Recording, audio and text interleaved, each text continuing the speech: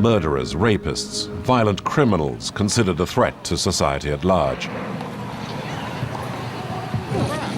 Sentenced to lengthy terms, often life, they are unlikely to ever leave the prison.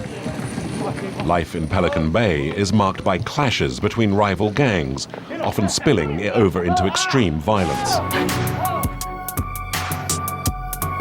Race riots, having a riot. Attempted stabbings in the exercise yard and the settling of Can't wet up, scores. dog. Since the prison opened, 18 detainees have been killed.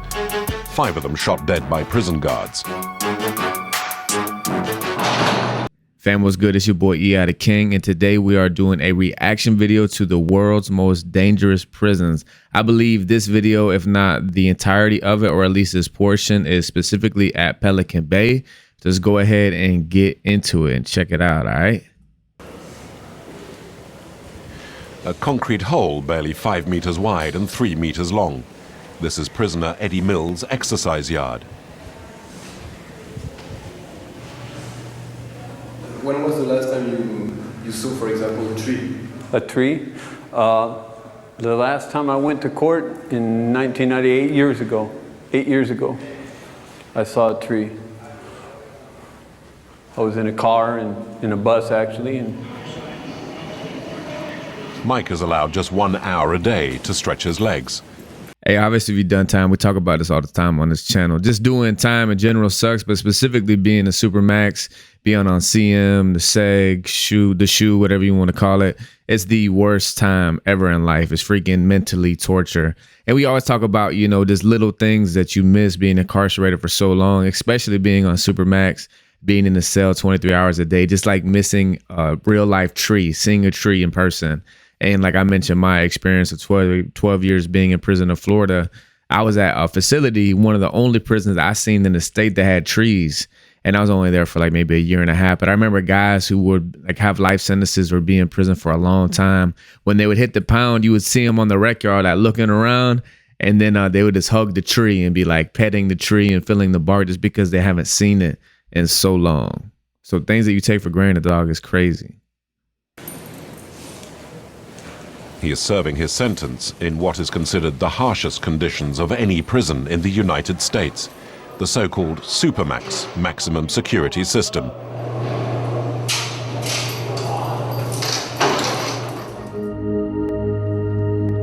Ironically, Pelican Bay Prison is located among the superb scenery of the towering sequoia trees of Northern California. 3,500 prisoners are doing time here. Murderers, rapists, violent criminals considered a threat to society at large. Sentenced to lengthy terms, often life, they are unlikely to ever leave the prison. Life in Pelican Bay is marked by clashes between rival gangs, often spilling over into extreme violence. Race riots, having a riot.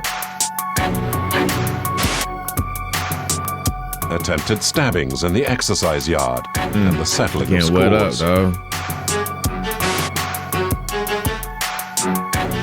Since the prison opened, 18 detainees have been killed. 5 of them shot dead by prison guards.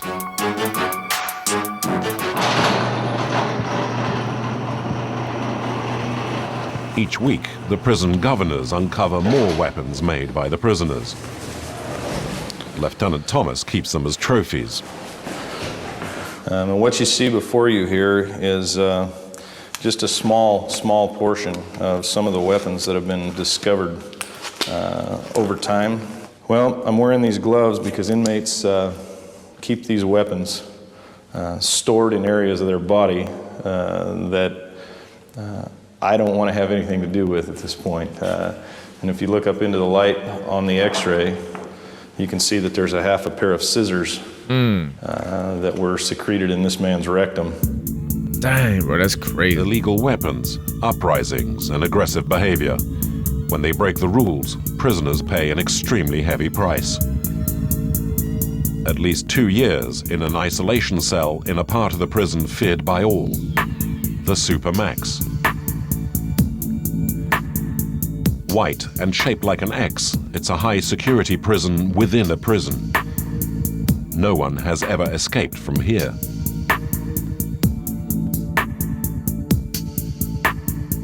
The fence is deadly. If it's touched from the inside, say for instance from an inmate wanting to come in, go across the inner perimeter fence and touch that lethal death fence, it would be fatal to that inmate.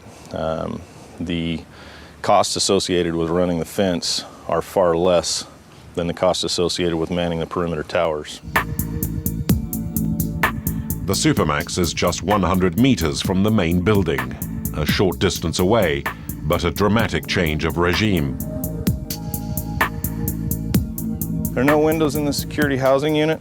We do have windows in our general population cells. The security housing unit is designed in such a way that the inmates have only verbal access to other inmates. Now just imagine that, bro, doing years, if not your life, in Supermax with no windows and then only being let out for an hour a day for your rec time, and not only being in this a concrete square. Dog, not seeing none of the outside world. That has got to be literally mental torture. Inhumane, bro. And you see why I use the term convict is because, you know, no shade at this guy, but a lot of times, bro, people in the prison system, you know, people can tend to use the term inmate, you know, like a derogatory term, like inmate this. It's like you a nobody. You know what I mean? So the convict term is kind of like I guess a revolt against that in a sense.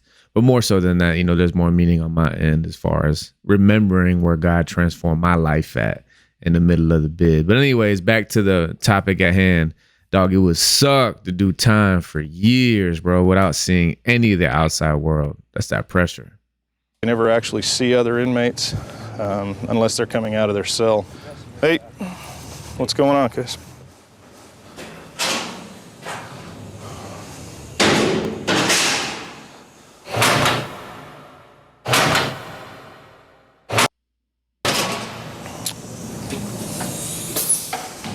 Coming into the security housing unit into C facility. This inmate's being escorted from another area in the prison coming this direction. As we pan around and walk this direction, coming down the long corridor. Inside maximum security, the prisoners never see each other, and the guards are usually unarmed in order to avoid hostage situations. 12 block corridor, please. All of the units in the SHU have a corridor control that runs and operates these doors coming into the units. Inside block C12, it's lunchtime.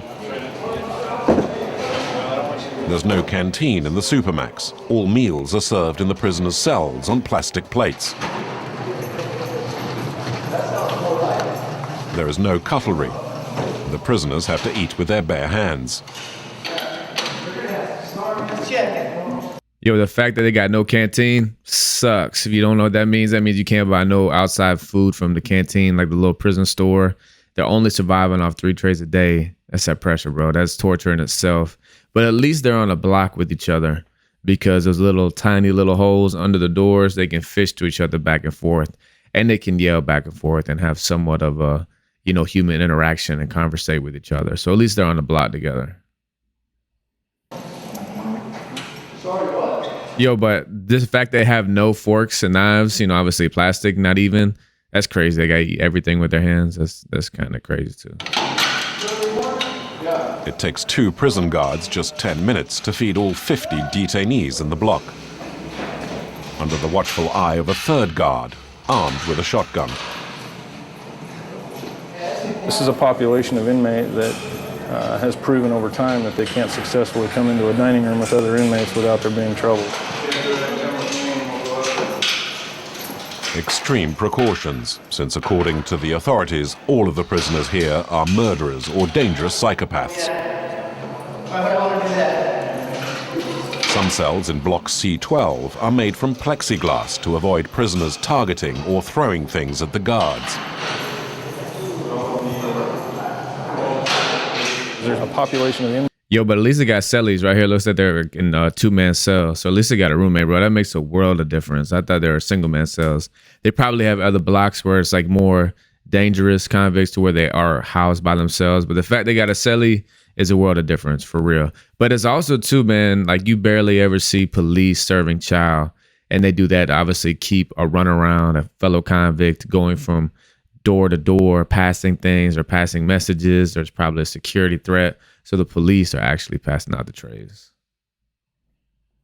Inmates within the SHU unit, the security housing unit, who have demonstrated over time that they want to use fecal matter, urine, different liquid substances to assault officers. Behavior not unusual inside the Supermax, since some inmates after years of this kind of detention are bordering on madness. Sentenced to life for murder, Fernando Medina has spent 17 years inside the Supermax and now questions his own sanity. He's not only kept a good distance away, but he's also chained. All these years being confined, has it taken an effect on me? Has it a psychological effect on me? Am I damaged in some way? I don't know. I've seen individuals like that too, where they snap psychologically, and they let the time get to them. I've seen individuals who, they just shut down. They refuse to participate in the program and they'll just shut down.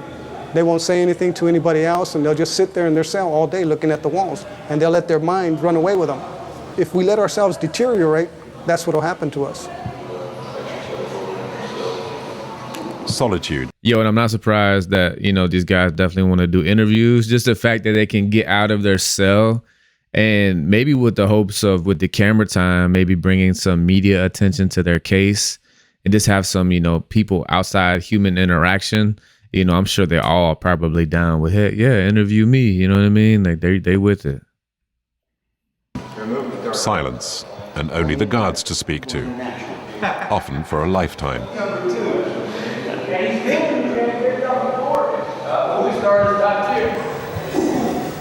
Eddie Mills was found guilty of violent hold-ups 7 times. Here, where he is serving a life sentence, he's considered a well-behaved prisoner.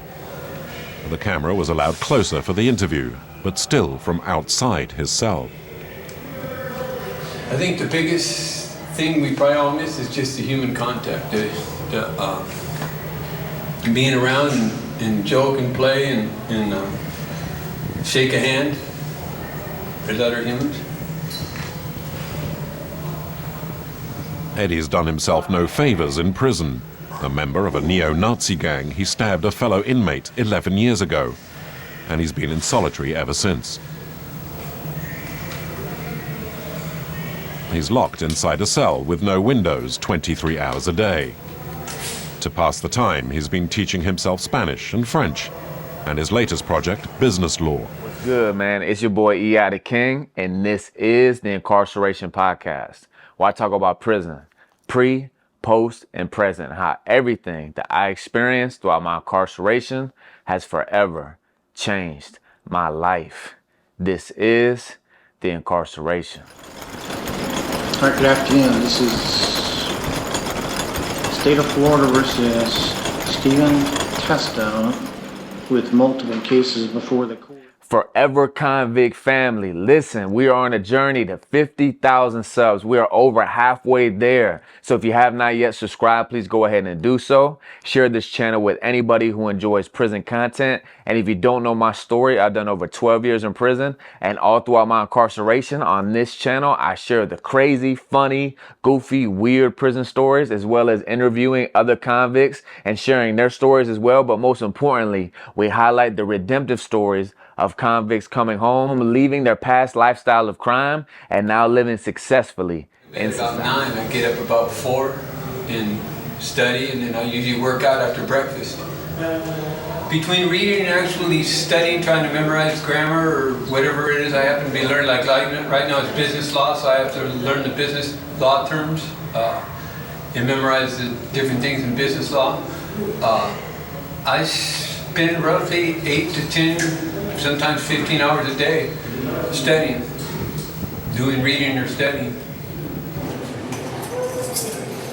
For 1 hour a day, the door to Eddie's cell opens automatically to allow him out for exercise. We could only film him in the yard, and it's the only time of the day where he sees any fellow inmates. We'll cuff him at the yard door. The guards supervise the interview and allow us into the yard so long as Eddie is shackled. Just go ahead to the back wall.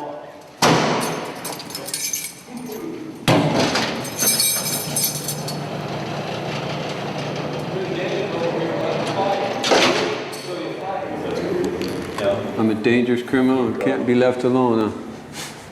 Newman, can you close it down for just a couple?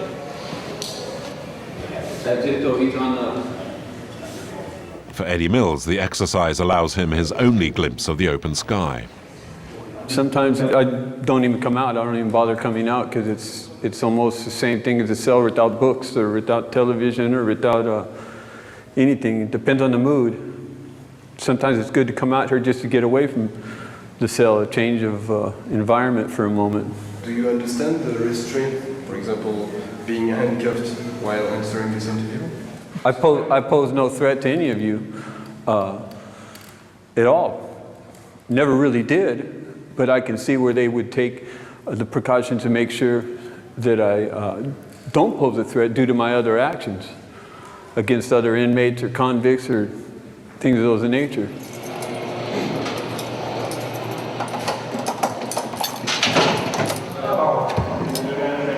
Like many Burpees. detainees, Eddie goes through a vigorous exercise routine each day to keep in shape. You know, the cost of his autograph just went up. So. While he is in the yard, the guards search his cell.